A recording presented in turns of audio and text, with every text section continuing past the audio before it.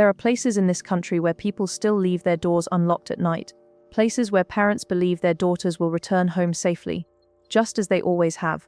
Places officially described as safe, not by rumor, but by data. And yet sometimes the most disturbing crimes are born not in dark alleys or unknown streets, but inside familiar walls. This story begins on an ordinary evening, a routine so predictable that no one felt the need to worry. A short walk, a familiar destination, a promise that had never been broken before. When she didn't arrive, concern slowly turned into panic. Phones rang, messages went unanswered. Then came the silence, the kind that feels heavier with every passing minute. What made it worse was this. There was no sign of a struggle, no witnesses, no sudden alarm. Hours passed, night dissolved into morning, and the fear everyone had been avoiding finally took shape. What was discovered next was not just shocking, it was deeply unsettling, because the place where she was found raised a question no one was prepared to ask. How could something so brutal happen without anyone noticing? The crime scene told a story that words could not. Blood had been hidden, evidence had been moved, time had been bought, deliberately. And as investigators looked closer, one detail changed everything. This was not where the crime had happened. The truth, when it began to surface, pointed inward. Not toward strangers, not toward the streets, but toward the space believed to be the safest of all. What followed was an investigation filled with contradictions, forensic revelations, and public outrage. A case so complex it was initially labeled unsolvable, a crime that shook an entire state's sense of security, and a motive so disturbingly ordinary that it forced people to confront an uncomfortable reality. Sometimes, it takes only a moment of uncontrolled anger to destroy multiple lives forever. This is not just a story about murder. It is a story about trust, silence, and the terrifying consequences of ignoring warning signs that appear too small to matter until it is too late. The evening had begun like countless others before it. Nothing about it felt unusual. Nothing hinted that it would become a point of no return. She left her home just as she always did, on time, focused, and with purpose. Discipline defined her. Friends knew this well. If she said she was coming, she came. If she set a schedule, she followed it. There were no last-minute cancellations, no unexplained disappearances. Routine was part of who she was. The destination was close, too close to justify worry. A familiar court where hours of training, laughter, exhaustion, and ambition had been poured out day after day. The path between her home and that place was well known, walked hundreds of times before, safe, predictable. So when she didn't arrive, no one panicked at first. A few minutes passed, then a few more. Friends checked their phones. One call went unanswered. Another showed the same result. Soon the calls stopped going through altogether. That was when unease crept in. This wasn't like her. Messages were sent. Group chats lit up. Everyone assumed there had to be a simple explanation, a drained battery, a sudden interruption, maybe an unexpected errand. But as time stretched on, logic began to fail. The silence refused to break. Eventually, someone decided to do what felt obvious. Go back to her house. Inside, the response they received only deepened the fear. According to the elder at home, she had left exactly when she was supposed to. There had been no argument, no delay, no sign of distress. She walked out with intention, as she always did, and then nothing. No neighbor recalled seeing her outside. No passerby remembered crossing her path. No shopkeeper along the way noticed her that evening. It was as if she had stepped into a blind spot, one that swallowed sound, movement, and memory. By nightfall, worry turned into a search. Friends spread out, retracing every possible route. Alleyways, corners, shortcuts. The court itself, each place was checked repeatedly. Calls continued. Even though everyone already knew the outcome, the phone remained unreachable. Hours passed. Midnight came and went. Still nothing. At some point, someone suggested something no one had considered before. Searching closer. Not farther. Not the streets or the open areas, but the house itself. The surrounding space. Every corner that had been overlooked because it felt too familiar to question. That suggestion changed everything. As dawn approached, the search turned inward. At approximately 7:45 in the morning, what they found ended all hope. Her body was discovered near a well inside the basement area of the house. The upper portion was stained with blood. Someone had gone to great lengths to conceal it. Wood pieces stacked carefully, sacks thrown over, old clothes layered deliberately to hide what lay beneath. This was not panic. This was not an accident. This was intent. The discovery sent shockwaves through everyone present. But the impact did not stop there. Within hours, the news spread beyond the neighborhood, beyond the city, and soon across the entire state. Because this wasn't just a murder. It was a contradiction. The region where this happened was widely regarded as one of the safest for women. Official data supported that belief. Crime rates were low, trust within communities ran deep. The idea that a young woman could be killed inside her own home felt impossible to reconcile with reality, and yet the body was there. Authorities arrived shortly after. Initial procedures began immediately. The scene was secured, photographs were taken, videos recorded, evidence marked and collected. Several hours later, forensic specialists reached the location to conduct a more detailed examination. The body was examined at the site before being sent for post-mortem analysis. Meanwhile, investigators began asking the same question everyone else was asking. How did this happen without anyone noticing? At first, theories flooded in. Some believed it might have been an accident, a fall near the well. Others suspected something far more sinister. The fact that the body had been hidden ruled out simple explanations almost immediately. Then came the medical findings. The cause of death was not accidental. It was violent. Multiple fractures to the skull caused by repeated blows from a blunt object. There were no indications of sexual assault. This wasn't a crime driven by that motive. It was something else. Something closer. Something personal. Police questioned friends, neighbors, acquaintances, and anyone who might have crossed paths with her that evening. Shops along the route were visited. Cameras were checked. Statements were taken. No one had seen her outside. The absence of witnesses was baffling. The elder who had last seen her leave the house was questioned again. According to her, she had been occupied elsewhere earlier that afternoon. When she returned, she was told that the young woman had already left for practice. Everything pointed to the same conclusion. Whatever happened, happened inside the house. Public outrage began to build rapidly. Vigils were held, candle marches filled the streets, social media erupted with demands for justice, transparency, and accountability. One question dominated every conversation. Why did it take so long for forensic teams to arrive? Authorities explained that resources were limited. Only one forensic unit covered the entire state, but for the public, that explanation felt insufficient in the face of such brutality. Recognizing the gravity of the situation, a special investigation team was formed just days later. Even then, investigators admitted something unsettling.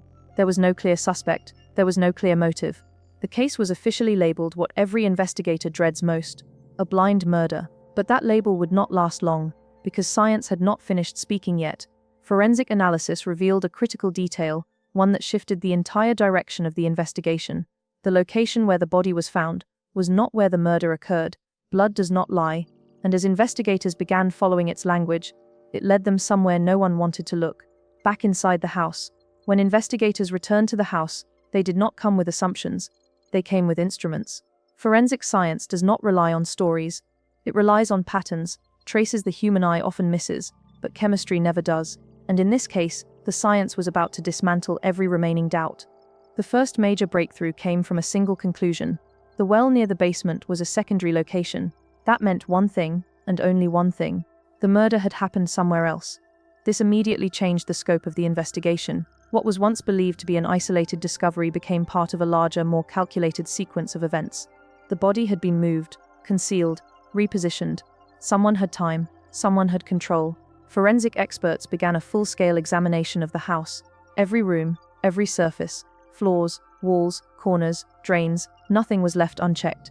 Even areas that appeared clean were treated as potential evidence zones, because blood does not disappear. It can be diluted, scrubbed, masked, but it cannot be erased. Using chemical reagents designed to detect even microscopic traces, investigators began their work. Substances like luminol and other forensic agents react when they come into contact with blood, even if it has been washed away. Under specific lighting conditions, these reactions reveal what cleaning attempts are meant to hide. And soon the truth began to glow. Faint traces appeared first, then clearer ones. Smears, drops, drag marks. The pattern was unmistakable. The body had not been carried. It had been dragged. From where? That question guided the next phase. Following the trail backward, investigators watched the traces lead them through the house, past hallways, across thresholds, and finally into the kitchen. The kitchen told a brutal story. This was not a place of a single impact. It was a place of sustained violence. The amount of blood present indicated repeated blows. Pooling suggested the victim had remained there for a period of time. Saturation patterns showed that the injuries were severe and inflicted at close range. This was the primary crime scene, but the trail didn't stop there. Blood traces continued beyond the kitchen lighter, but still present, leading to another room. A private space. One occupied by an adult male living in the same house. In that room, investigators found something equally damning. Signs of cleaning. To an untrained eye, it might have looked ordinary. but forensic testing revealed otherwise. Blood had been wiped away, surfaces scrubbed. An effort had been made to erase what happened there, but the chemicals exposed it all. At this point, the investigation narrowed rapidly. The occupant of that room was brought in for questioning. At first he denied everything. He spoke calmly, recounted his version of the day, placed himself away from the victim during critical hours. His words sounded rehearsed, but not flawless. As questioning continued, small inconsistencies began to surface. Timelines didn't align, details shifted. Simple questions required complicated answers. Investigators pressed harder. The forensic evidence left no room to maneuver. The kitchen, the room, the drag marks, the attempt to clean, the secondary placement of the body. Each piece reinforced the same narrative. Eventually, the pressure broke. The confession came not in a dramatic outburst, but in fragments. Short admissions, long silences, then finally, the full account. According to the statement, the incident began over something trivial, a request, a refusal, a response that triggered uncontrolled anger. There was no premeditation claimed, no elaborate plan described, just rage. A blunt object, something commonly found in the house, was used repeatedly. The blows were delivered to the head, multiple strikes, no pause. When the victim stopped moving, panic set in. Realizing what had been done, the accused attempted to stop the bleeding using whatever was nearby. Clothing, fabric, anything that might undo the irreversible. It didn't work. Fear took over. The next steps were calculated, not impulsive. Blood was cleaned, objects were disposed of. The victim's phone was destroyed and discarded to prevent tracing. The body was hidden temporarily, out of sight. Later, before dawn, it was moved again. Dragged to the basement area and concealed near the well. By morning, the house appeared normal. Too normal. When the arrest was made, shock rippled through the community. Not only because of who had been taken into custody, but because of where the crime had occurred. Inside the home, while others were present, without anyone raising an alarm. Public disbelief quickly turned into suspicion. People asked how such an act could be committed without detection, how blood could be cleaned without notice, how someone could bathe, change, and sit among family members as if nothing had happened. Questions multiplied faster than answers. Authorities stated that, based on current evidence, the accused acted alone. No proof had emerged linking others directly to the act. Still, they acknowledged that the circumstances demanded continued investigation. One detail added another layer of complexity. The accused was not related by blood, though he lived in the house and referred to himself as family. Records showed no biological connection. His presence there stemmed from an informal adoption, one that lacked clear documentation. That revelation sparked a wider debate. Beyond the crime itself, the case began exposing deeper societal issues about trust, belonging, identity, and the consequences of overlooking formal processes in close-knit communities. But for the public, one thing remained painfully clear. A young life had ended not because of fate, chance, or strangers, but because of unchecked anger in a space meant to protect her. And the impact of that truth was only beginning to unfold. As confirmation of the arrest spread, the reaction was immediate and explosive. Shock quickly gave way to anger, and anger in turn transformed into a demand for accountability that could not be ignored. This was no longer just a criminal investigation. It had become a public reckoning across the city. And soon, throughout the state, people poured into the streets. Candlelight marches filled the evenings. Handwritten placards carried a single message repeated again and again: justice. Social media amplified the outrage, turning a local tragedy into a statewide outcry. What had once been a quiet community now found itself under national attention. For many, the arrest answered one question, but raised several others. How could such a violent act take place inside a shared home without immediate discovery? How could evidence be destroyed so thoroughly, yet so silently? And most unsettling of all was the truth fully revealed. Authorities maintained that the investigation was ongoing, but public trust had already been shaken. Attention soon shifted beyond the individual accused and toward the environment that had allowed the crime to unfold. In close-knit societies, shared spaces are built on implicit trust.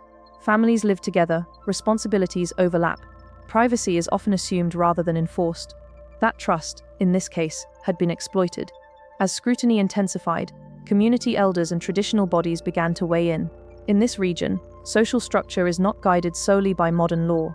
Long-standing customary systems play a powerful role in governance, conflict resolution, and moral accountability.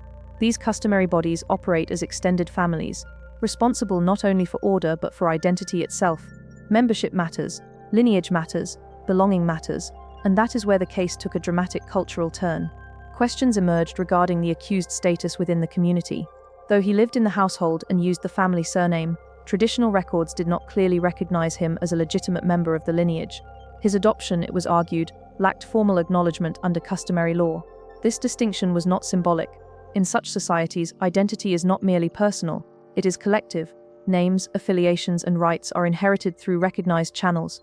Without proper validation, one may live among the community, but never fully belong to it. Traditional councils convened emergency meetings, statements were issued, the legitimacy of the accused's identity was publicly challenged. His right to use the family name was questioned. His presence in the village itself came under dispute. From the community's perspective, the crime carried a deeper offense. This was not just murder, it was a violation of hospitality, a betrayal of trust. Someone who had been given shelter under one roof had committed an unforgivable act against a daughter of the community. In customary belief, murder is among the gravest sins. It stains not only the individual, but the social fabric itself. Forgiveness is rare, consequences are severe. Calls for the harshest possible punishment began to echo louder. Youth groups voiced their fury openly. Some vandalized the accused's living space. Others issued warnings that if the justice system failed to act decisively, traditional law would step in. Authorities moved quickly to prevent escalation.